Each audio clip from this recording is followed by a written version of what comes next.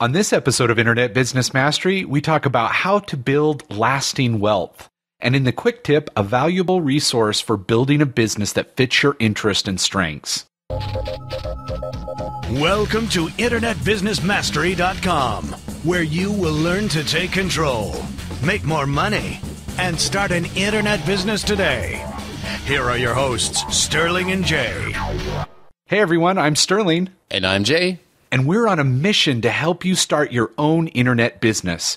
Go to freeaudiogift.com to check out our free program that teaches you the right way to start your very own online business. So Jay, what's up in your internet business world?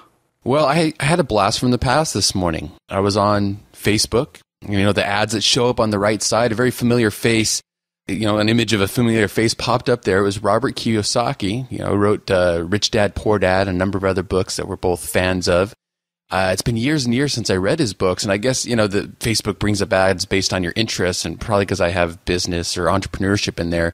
He's coming to town, and so there's going, oh, you're in Portland, you're interested in small business stuff. Okay, here's this free Rich Dad conference you can come to. But that just kind of got me thinking of like, oh, the good old Rich Dad books. I mean, it was a fun time listening to his books and having it open up my mindset and thinking, oh wow, I just never even realized I don't have to be the employee the rest of my life. There's a different way of thinking if you really want to truly build wealth and freedom. And I mean, some of that stuff just seems so like it's just my everyday life now. But when I think back 7-8 years ago when I read those books, it's some pretty earth-shattering stuff. And, just never got taught in society. So definitely one of those pivotal books that started this whole journey to being the internet entrepreneur that I am today. But that was just kind of a fun reminder of thinking about. In fact, it almost made me want to get the book Rich Dad, Poor Dad on audio and just listen to it again for good old time's sake of, just remembering some of those, key mindset shifts, some of which we want to talk about in the episode today. But that was really fun. Do you kind of remember when you first read Rich Dad, Poor Dad and what that was like for you? Yeah, I'm thinking it's probably about 7-8 years ago. It was, I was just working, as I've said, in my cubicle office at the time. And one of my friends there gave me the book and said, oh my gosh, you got to read that. And I read it in one night. I was so into it. Once I started reading it at work, actually, and finished it that night when I got home. And then right away, I got the second book, which was Cash Flow Quadrants, and read that right away as well. And yeah, between those two books, I mean, the Rich Dad, Poor Dad book made me think, oh my gosh, I'm unemployable. Or am I unemployable? I got that idea in my head. I hadn't even ever thought of it that way. Because I was like, I haven't gone to business school or anything like that. I thought I'm an artist doing what I'm doing, right? Yeah. And then the Cash Flow Quadrant was really the one that made me realize what the next step needed to be for me, which was go try and figure out either how to start a business or do real estate investing or do something like that. So, those two books are actually the ones that got this all started for me for sure. So that's cool, but I haven't read them since. So I read them then and it, shot me off into my, the world that I'm in now, but I haven't gone back. I'm not sure if I don't know. I'm not sure if I could go back.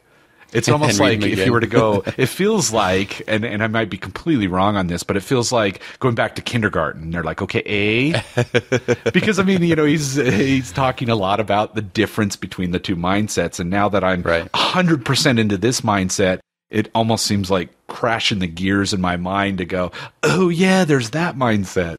But I don't know. Yeah, if you do it, you'll have to let me know what you thought of it, reading it now. Well, I was actually thinking about attending the conference just so, maybe I'd go up and just shake his hand, say, hey, thanks, you changed my life, I'm sure a lot of people tell him that, but it just feels like, I should let him know. Like, I mean, maybe I would have found this anyway. I mean, I think life's that way where, it can be serendipitous and different things can end up, putting you on that path. And clearly I was searching at that time. That's why I read his books, but they were definitely very impactful. And like you, the Cash Flow Quadrant was definitely a very key point in that whole mindset shift. And so it just occurred to me, I'm like, well, why haven't we ever really talked about that on the show, like in depth, and kind of discussed it and how it relates to our businesses now? So I thought that'd be cool to talk about that a bit today. So let's go ahead and dive right in. And now, the features segment. Okay, so let's talk about cash flow quadrants. This is, as we kind of mentioned, probably what's considered the second book in the series by Robert Kiyosaki, and a very significant one because it gives a very practical framework that I find myself going back to all the time when I'm thinking about how I make my money, how I spend my time, when I'm teaching, all the time when I'm just explaining to people what it is I do for business and why I do the things I do for work and in life. This is just a really handy framework, and whether you've read the book or not, we want to kind of discuss through this as it's related to us and our business and how we've structured things ourselves, how we recommend you structure things, where we're headed as we move forward. So I think you'll find this discussion very interesting. And then if you haven't read the book, by all means, we recommend that you check it out sometime, and we'll have a link to that in the show notes as well. It's helpful just to kind of start with the framework of the definition of wealth, because the cash flow quadrants is a framework about how you can truly build wealth. And I believe it's in his first book that he talks about, the definition of wealth that I like is if you stopped working today, so actively doing things to generate money, how long would you still be able to live? Because, of course, he talks a lot about the difference between passive income and active income. And would you have money that would keep coming in even if you didn't go to work tomorrow, or even if you didn't book more clients tomorrow, or even if you just stopped actively marketing for your business? Would things keep going? Would money keep coming in? Do you have those kinds of systems in place? And of course, that's a continuum. And some people might be in a place where it's like, well, I could go for 3 to 6 months before I would start feeling it. And so that tells you you're 3 to 6 months wealthy. Some people might say, oh, I've got enough saved up and in investments or this or that, the other, or I could sell my house and I could probably survive 10 years. Of course, I think the goal that a lot of us go for would be to be in a place where we no longer have to worry about it. You're set for life, as they say, where, and not that we would stop working, because this is not about being lazy or being idle, but it's about, being in a position where money is no longer of concern. You get to spend your time and energy and resources in whatever way you want, and certainly that would still be a way that contributes to your own growth as well as the growth of people around you. But it's definitely an interesting and helpful definition of wealth that we want to start out with.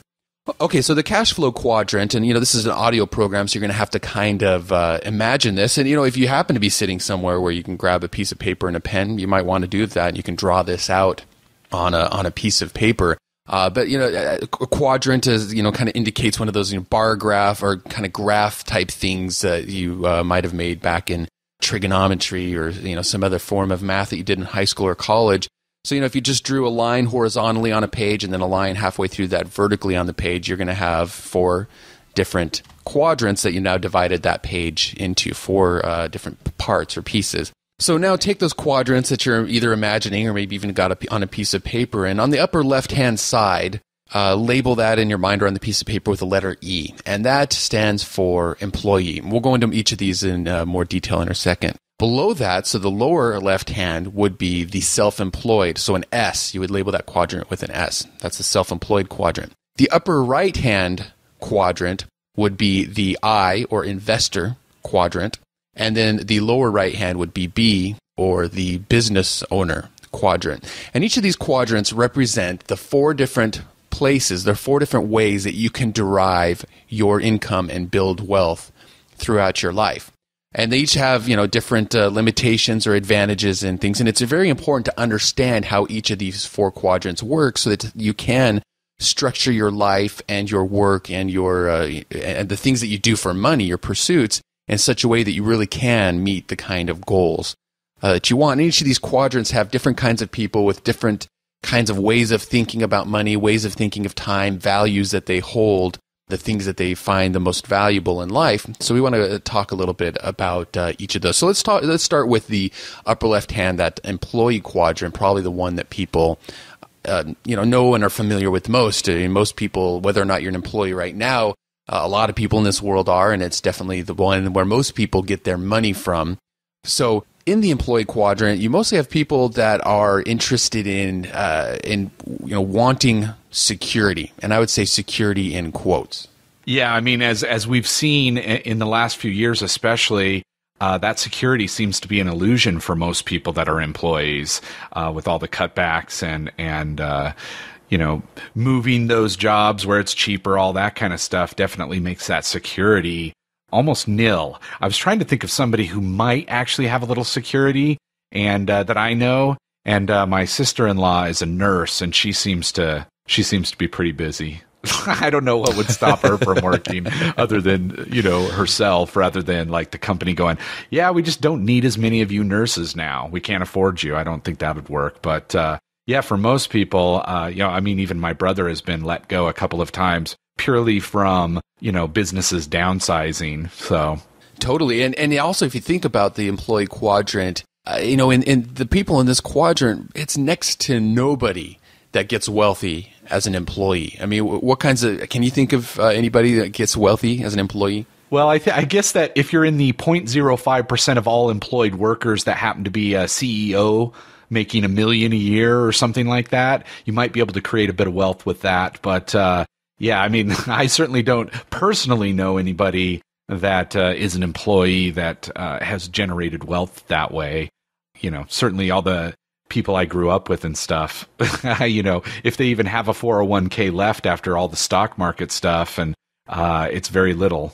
And that's their only wealth, right?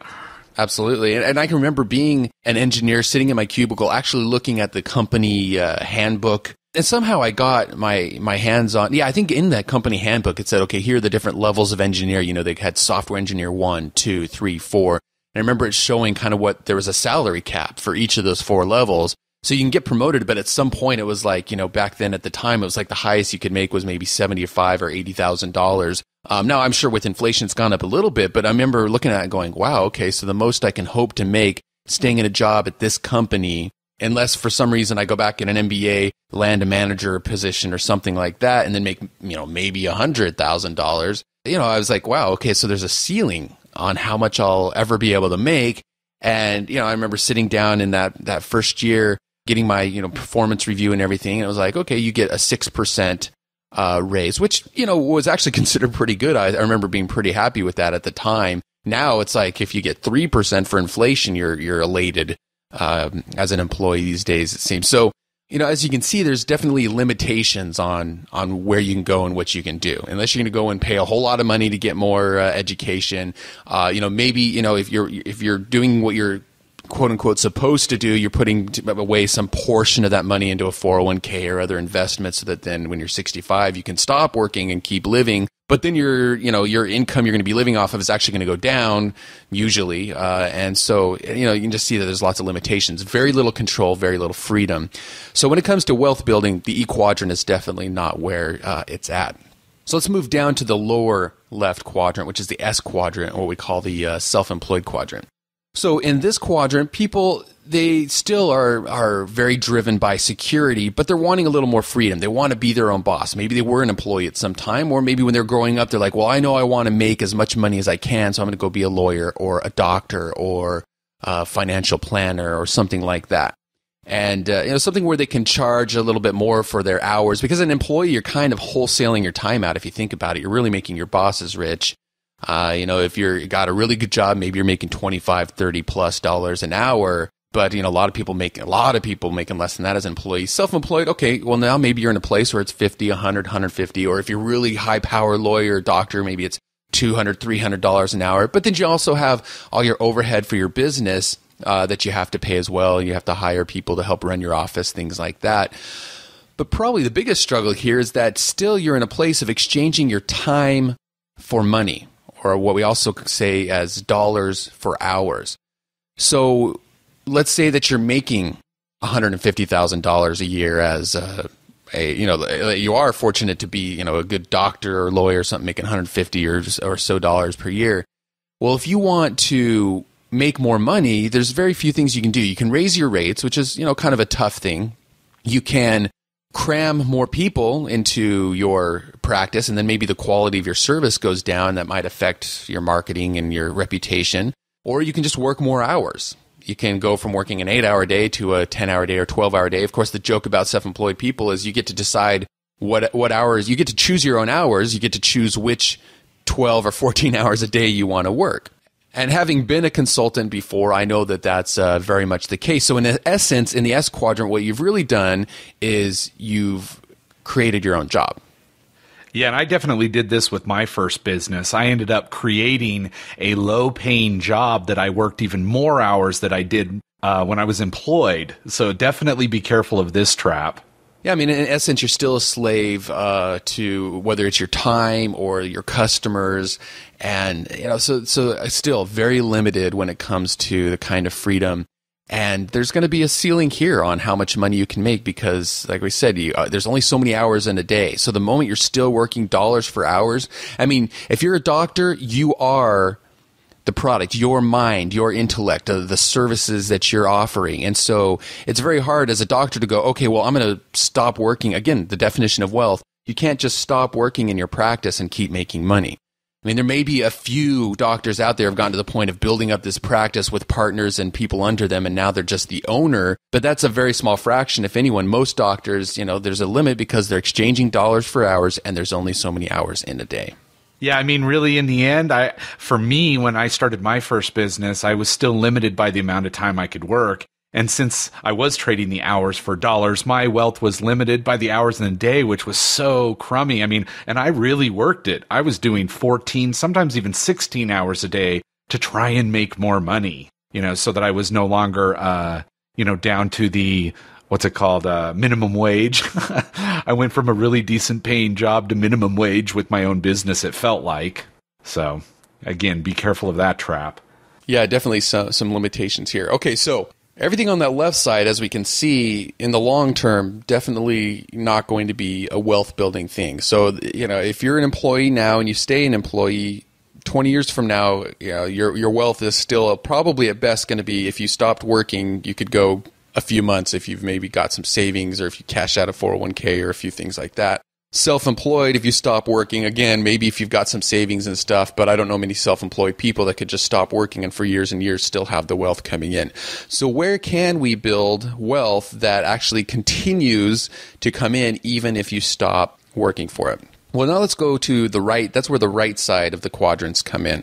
And I want to start with the lower right hand, which is the B quadrant, one that we're more familiar with ourselves, and that is the business owner quadrant.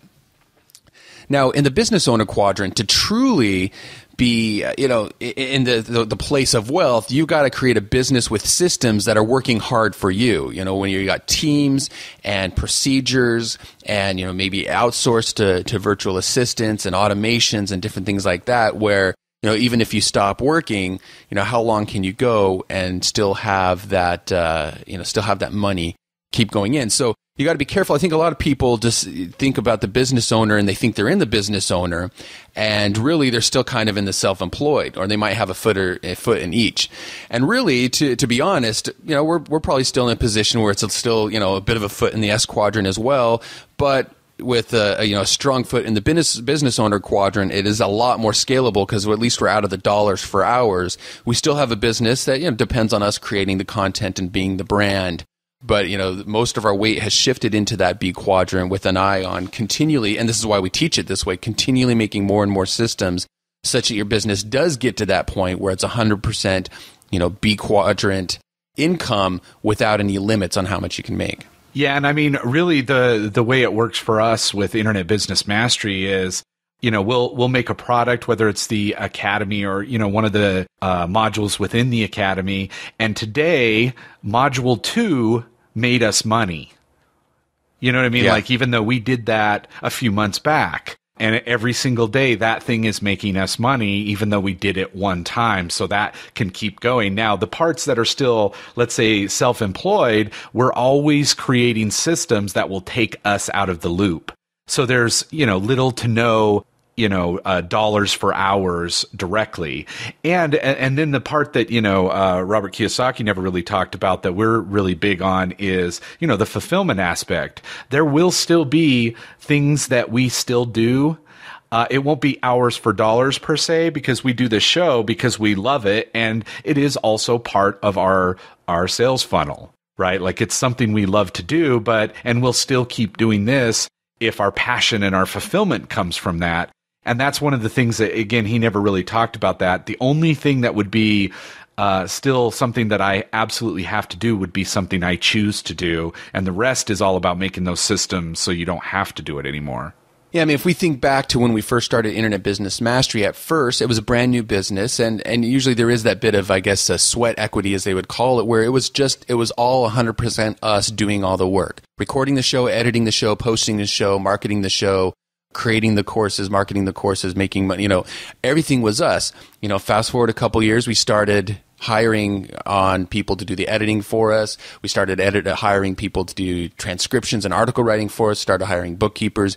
Fast forward even more now, recently, we already have a team of people in the Philippines working for us. Recently, we hired an executive assistant right here in the States as well, who's a project manager doing stuff for us. So now, I mean, we track our time very carefully. Now, if you were to look at our calendar, it's a good 90% of, looking at my week right here, it's a good 90% of my time is spent just doing the things I love, being the teacher, coming up with new resources, creating new value, new ideas for courses and for content for our audience, all the things in the business that I really love. And yeah, no matter how many customers we have, whether it's 5 or whether it's 1,000 or 2,000, I don't have to work more time. I just make more money with the more customers because, like you said, we make one module and that can serve 1,000 or 2,000, 3,000 people, and it's all digitally delivered through the internet. It's not like I'm, and we're very careful with. I mean, if people do get to come to a live event where we're speaking, the value of our time that we are spending at that event is now in the order of thousands of dollars for the hours that we spend working, rather than, say, as an S quadrant where you're making $150, $200 an hour. I mean, the value of your time, when the time that you are putting in is, gets greater, and there's actually scalability here. Now it's limitless. There's no limit to how much money you can make. So in this quadrant, you're starting to get paid based on results, not on the time that you're putting in. So that's one big thing a difference between the left side of this graph and the right side of this graph. In the E and S quadrant, you're getting paid for amount of time. You go in and put your 8 hours, you get paid for your 8 hours. You go and put in, X amount of hours, and you get paid $150 per one of those hours, and you're getting paid for time put in, effort. The amount of effort you put in is equal to how much money you get out. In the business owner quadrant, you're getting paid for how much value. Yeah, and I actually really love this. I love to see if an idea hits the mark with a customer. If it does, boom, we trade value. And if it doesn't, it's not over. We just survey and try again and try and get better and better with our ideas and what value we can exchange with somebody. I mean, voluntary value exchange. I love it. Yeah, getting paid based on value and results. I mean, that's a wonderful thing. Limitless. That's a word we like lately, especially since we saw the movie Limitless. Yeah. Okay, the I quadrant. Let's talk about the I quadrant, upper right-hand side. So in the I quadrant, this is where you get your money working for you. So of course, this is stuff like stocks and insurance and real estate. And both of us have dabbled in real estate investing. In fact, that's what initially got us both out of our jobs, was doing real estate investing. So we do have some experience in this area, though admittedly, very little of my income right now does come from the investor quadrant, though I do see that changing more and more as time goes on. But this is an important aspect for wealth building because, again, it's not exchanging time for money. You can leverage, leverage meaning you put a little bit in and a lot comes out. So you put a little bit of money in, that money goes to work for you and a lot comes out. Even while you sleep, even while you vacation, that money is making money for you. So obviously people who create true wealth, not only are they business owners, but they're also, they own real estate, passive income coming in, or they own stocks that are growing in value, or, they're investing in insurance and things like that. So it is also an important part of this wealth puzzle that we're putting together here. Yeah, and I just wanted to mention, you said the I quadrant, and I'm not sure if you said investor. It's the investor quadrant. I just wanted to add that. You probably already got that through listening as to what we're talking about. But the other thing I wanted to say is this area is a little bit scary to me still, I have to admit. Especially, I've watched my brother lose about $100K in real estate investments over the last year or so, and then watch my friend lose about $80,000 in the stock market a few years ago. And I have a little bit of stuff going on in this area, but it might take me a bit longer to really get into this right. I'm a little bit timid about it. How about you? Well, I think I was, really timid about building my own business when I first started as well. For sure, and, so I just, if I think about true wealth and like retirement, getting to that point where it's like, okay, you know what? I wake up in the morning and I don't have to do anything today. In fact, I could not do anything for the next 2 or 3 years and still be fine. I know that I'm going to need to get the I quadrant activated for me, but also it could be a couple things could happen. Either one, when the wealth gets to a certain point in the B quadrant, I start investing that stuff.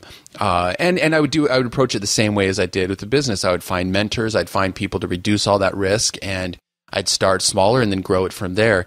And, I think there's ways to do it smart. The other way to kind of have that big payoff of like, okay, I'm done, I don't have to work ever again, would be to like sell a business. But even then, once you sell a business, and let's say you have a big capital event where you sell a business for $4 million or, something like that. I mean, it doesn't have to be like Mark Zuckerberg Facebook money. Even if you sold a business for 2, 3, 4 million, that obviously is going to change your life.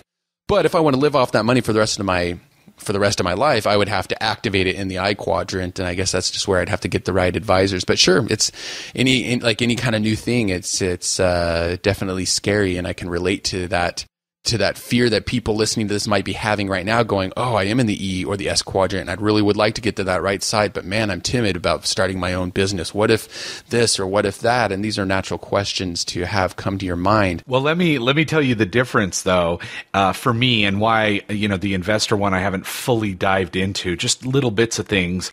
And the difference is what I have to offer to make the investment change. So, for instance, as a business owner, I as scared as I kind of was at first to get started, is this going to work? Is this not? I at least knew that I could directly affect things. Like I could come up with an idea and try it, and then watch what worked and what didn't, and then directly affect what happened by, learning from it, trying a little bit different. And it seemed to me like in the investor quadrant, like, okay, so let's say I buy a commercial property, and let's say property values just tank, and the area, just isn't as valuable anymore, or something else moves out, like things that I have no direct control of. That seemed scary to me, because with our business, anytime we have a failure, we can learn from it and we can directly affect it. Well, but also with our business, it's because we've mastered the skills of business, and we've mastered the risk assessment, and we've mastered, because, when somebody's just starting out, they're going, oh, well, there's all these factors out of my control, like the market. I can't necessarily predict what the market's going to want, or this, but we've gotten to where we've learned how to find out what the market wants, for sure, and how to react to that. And if we lost all of our money tomorrow, we have complete confidence that we could build it back up by discovering what the market wants. Yeah. But we've just not learned how to assess those same risks within the I quadrant of, knowing like, okay, what are the different economic and market values, and how do I diversify? And, something we always do in our business is we never put at risk more than we really can afford to lose. I mean, you and I make decisions all the time where we go, okay, we want to invest this $5,000 in this new traffic thing. And if, and so here's a conservative estimate of what we're hoping we'll get back from that. Here's certainly the higher goal we'd like to reach. And if we lost it all, that's okay. Like the business will continue to operate. It's not like we don't have the capital to pay our employees and keep this thing alive and pay the money that we need to. So we're not going to go and dump tens of thousands of dollars into traffic tomorrow, even though we might have high confidence in our abilities for traffic, when, putting at risk money that you and I like live off of, or that our employees live off of. And so it'd be, I think, a similar thing in the I quadrant, but there's certainly a learning curve that we need to go through, just like we did with the B quadrant, of knowing how to make those risk assessments and make those decisions. Such that, so I feel like you can, there's always, it would be or I quadrant, things that are out of your control, but that's why, getting the right education and the right mindset shifts for making those decisions can help mitigate a lot of those risks that seem apparent when you just don't understand the thing from the outside. But I totally get it. That's probably one of the top reasons why I've never put a whole lot of money yet in the I quadrant. I just haven't taken the time yet to learn enough to have enough confidence in my risk assessment and abilities to make things happen. And I can remember the exact shift that happened between that, my gosh, this B quadrant stuff seems so risky. At any moment, I feel like it could crash down around me. I could end up having to go get a job again. That fear was still very real for the first few years of doing business. And I can remember the day where all of a sudden I'm like, you know what? I'm deleting my resume off of my computer. I'm never going to make a resume again. I have 100% confidence in my abilities to be a B quadrant person. and the E quadrant is no longer ever going to be a part of my life. And I'm looking forward to the day where I can say, wow, like I have complete confidence in my I quadrant abilities now.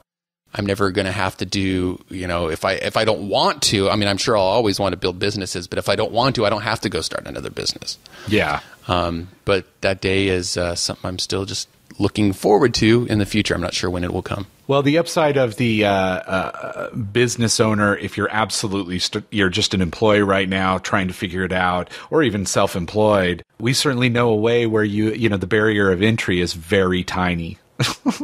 Yeah, if I want to go put $100,000 down on a commercial property, or you know what I mean, or go try and figure out how to get investors to help me and all that stuff, that's different than going, I'm going to start an internet business, and I know that for under $100 I can get this started based on what some people say, some people that have done it.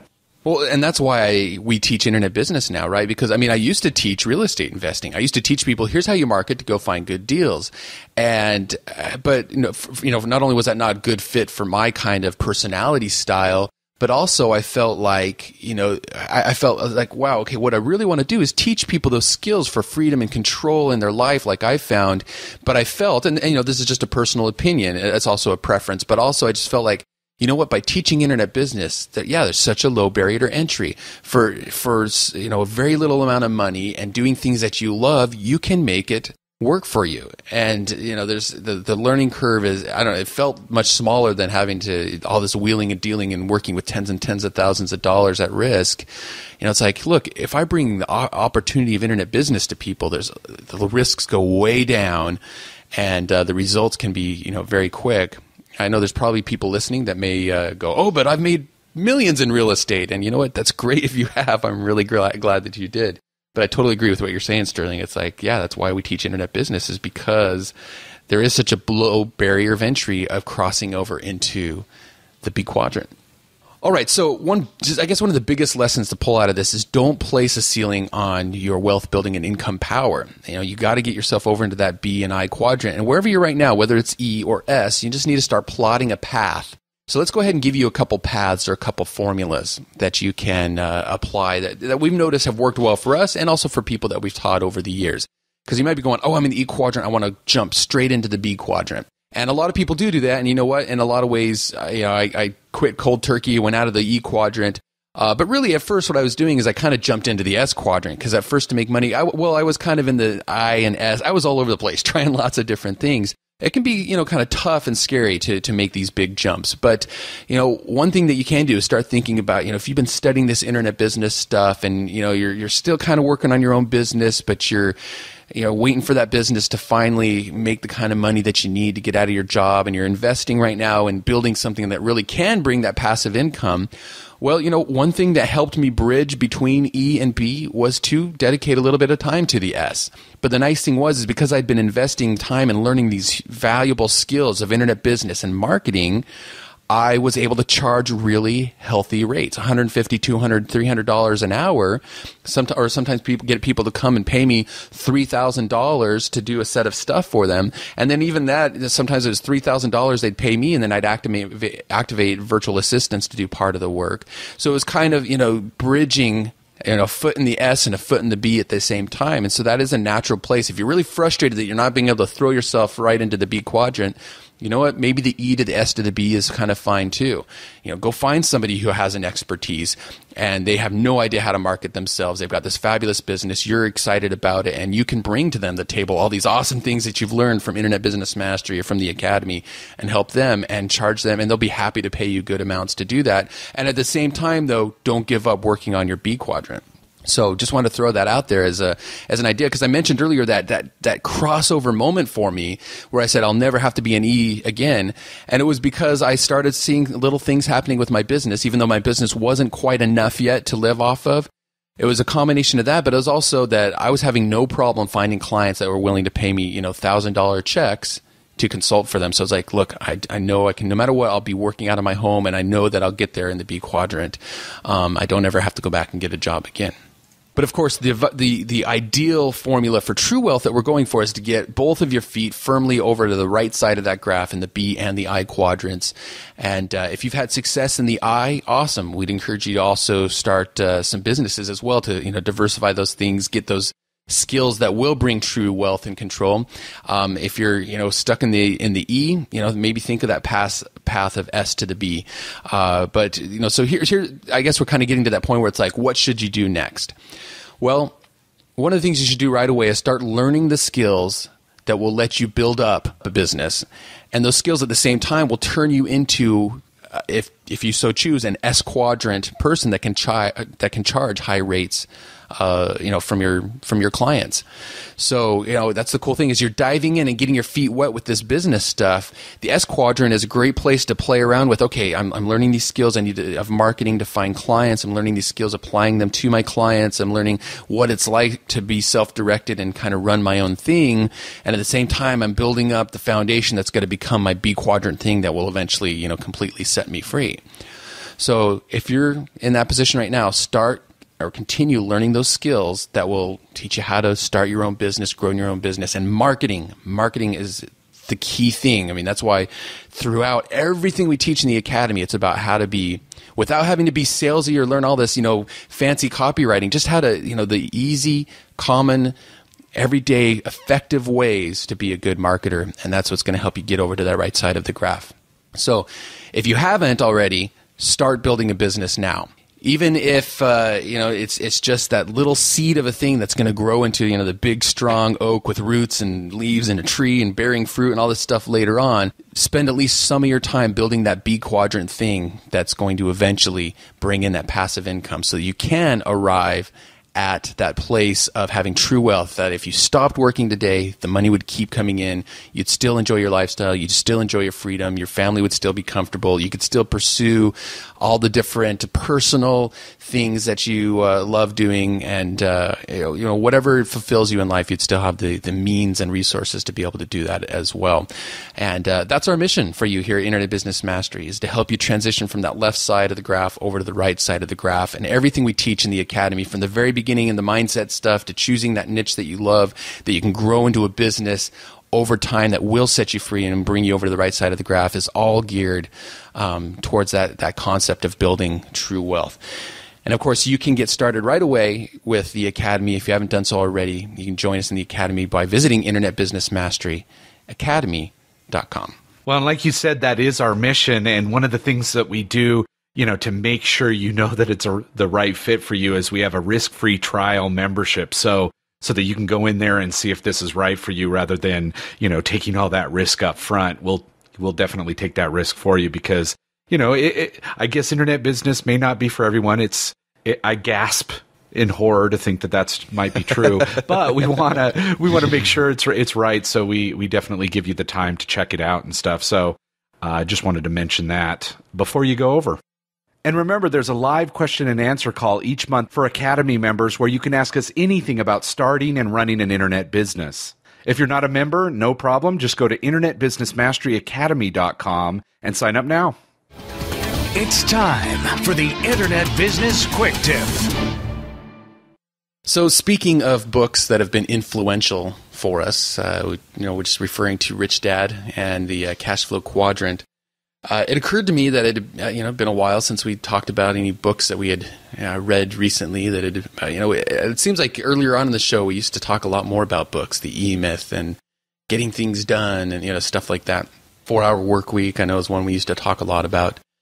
So I thought it'd be cool. We're recording this episode, and the ones coming up here kind of during the summertime is when they'll be coming out live.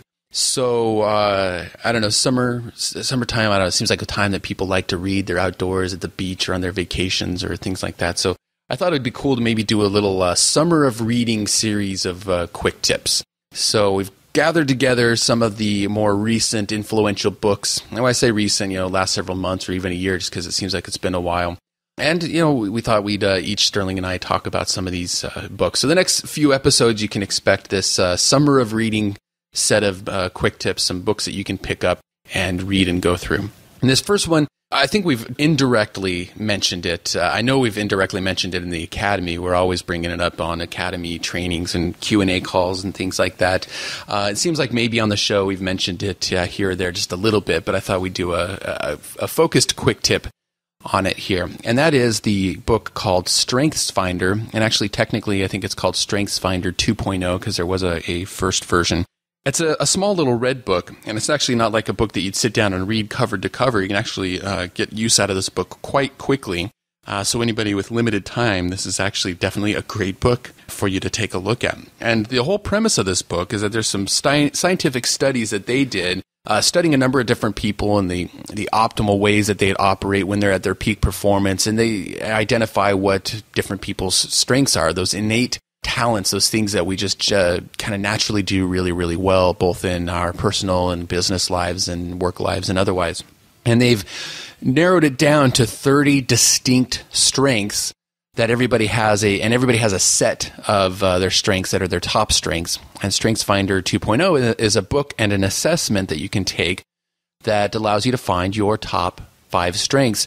And this is incredibly valuable. I mean, we found it just immensely helpful in our business to identify, just have that self-awareness of like, yeah, this is when I do operate at my peak. And yeah, these are the kinds of things that slow me down and frustrate me, and because they're just not my strengths, they're my weaknesses, and that's okay. And the idea is that you will find peak performance and true happiness and productivity by focusing on operating within your strengths. So the process works like this. You get the book. It's pretty cheap, I think, for like $10 on Kindle or $15 if you want the hardback cover, a version that gets sent to you from Amazon or your local bookstore or whatever. And there's a code inside. You go online, in about 20 minutes, you take an assessment. Immediately, they spit back, here's your top 5 strengths, and they give you a customized PDF that you delete, or not that you delete, you download and read. And between that customized printout as well as the little sections within the book, you can read and find out, okay, here are my strengths, here are suggestions for how I can operate. And also they'll give you suggestions of how to work with people with those strengths. So for instance, in a marriage or in a business partnership or coworkers, for instance, Sterling and I have shared our strengths with each other, and we can look at those and see, okay, here are the things that help Sterling work well. Here are the things that will slow him down and frustrate him. And so that helps me be able to have a more optimal business partnership with him. So I learned a lot myself by taking this assessment and reading through the different strengths that they had attributed to me. What was the experience like for you, Sterling? Yeah, I did it twice just to see if my strengths would be the same, but it was about, maybe a year and a half later. And I think only one thing shifted or moved off the list, but I really enjoy it. And I use this all the time when I do start feeling frustrated at something. And I always want to try and see what's going on with me. Why is that the case? And the idea of shifting from trying to work on your weaknesses and instead putting that time and energy in your strengths is a huge mindset shift. So now, there's things that it's just not my personality to do and be good at. And so now, instead of constantly being frustrated trying to make a couple of those things better, I put all my time and energy into, my top strengths. And just for the fun of it, I thought I would mention them here. My top 5 are communication, intellection, futuristic, focus, and individualization. And it's funny because, once I got these and read what they were, and I mean, that's what the majority of the book is. After you figure out, by taking their quiz or whatever, you figure out what your top ones are, then you go read what they are. And then they have little things to help you, get better at them and understand them more. But once I got them and I was reading them, I was like, wow, this is absolutely me and where I find my happiness. So, that's awesome. What are yours? Yeah, my top 5 are achiever, which is definitely me. I'm the kind of person who has to do something every day productive, or else I just don't feel good. Learner, focus, relator, and responsibility. And just as an example, recently I was reviewing them. I do like reviewing them myself as well. And I was reading through the learner and realizing, saying I needed to give myself regular opportunities to learn new things. And I realized it had been a little while since I had taken a class or read, really challenged myself in reading books to learning new skills and things like that. And so I set a resolution to change that. And in fact, just yesterday I signed up for another of these filmmaking classes. This one's all about using digital SLRs to shoot video, and I started reading more when I'd go on my walks or exercise, and I've definitely noticed a difference. When I feed that strength of learner, it's giving me lots of ideas for the content for the show, lots of ideas for my fulfillment in my own life. So definitely, I find reviewing these extremely helpful, not only in business, but in my personal life as well. Yeah, definitely. I love knowing that. And it's funny because your achiever's number one and my top is communication. Like, to me, achievement would be helping somebody, saying something that might be insightful to somebody. Like, I love doing that. And that's what, to me, the day is complete when I feel I've done that. So that's why I do a lot of chatting with people, either going to a coffee shop. I mean, even last night, I went and met with some people talking about a philosophy thing that I'm interested in. And I just have to talk about that. That's where my top achievement, or when we do a show like this, to me, this is still part of that communication thing. Or if you and I talk, or, other friends and stuff that I have, we talk about stuff. So it's interesting to, be aware of these and really understand them. Now, it's funny because you mentioned learner, and learner, I think, was number 6 for me. So it wasn't the top 5, but it was 6. But learner, it's funny because learner and intellection are very, very similar. Like, I have to constantly bringing in knowledge.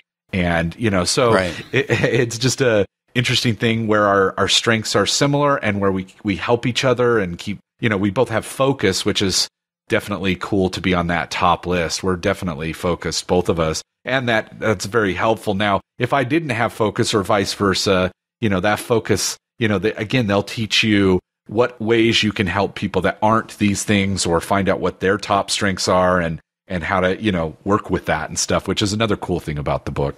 While we are going long with this one. Yeah, this is turning out to be a longer episode, hopefully providing just too much good stuff to talk about. Yeah, we'll go ahead and finish up here, but I know I just wanted to point out one thing that you said I really liked, how it's like my day is complete when. And that's a great feeling to get to the end of your day, whether it's a weekday or a weekend, and whatever things you did in your personal life or in your business, and go, wow, today was a good day. It was a complete day. I feel fulfilled by the things that I did. And this has definitely been an invaluable guide for helping me have more of those, wow, my day was complete type days. So if you want to check that out, you can just Google StrengthsFinder, or we've got in our show notes a link to the book. You can go and grab that and take the assessment. And we would love to hear what your strengths are. So make your way back over to the blog, episode 131, and let us know in the comments what your strengths are, whether you've already taken the StrengthsFinder or you end up taking it as a result of hearing it on the show. We'd like to hear from you. If you'd like to get dozens of resources such as this one, you can find them in the Internet Business Mastery Academy, along with video tutorials showing you exactly how we use many of them. So to get your risk-free trial membership to the Academy, go to InternetBusinessMasteryAcademy.com. You've been listening to the iconoclasts of the 9 to 5, Sterling and Jay. Sterling and Jay invite you to discover one of their most popular video programs ever, the Online Business Freedom Formula. Visit freevideogift.com right now to get instant access to this life-changing video series, pulled directly from the acclaimed Internet Business Mastery Academy membership community. Go now to freevideogift.com. Take control. Make more money. Start an internet business today.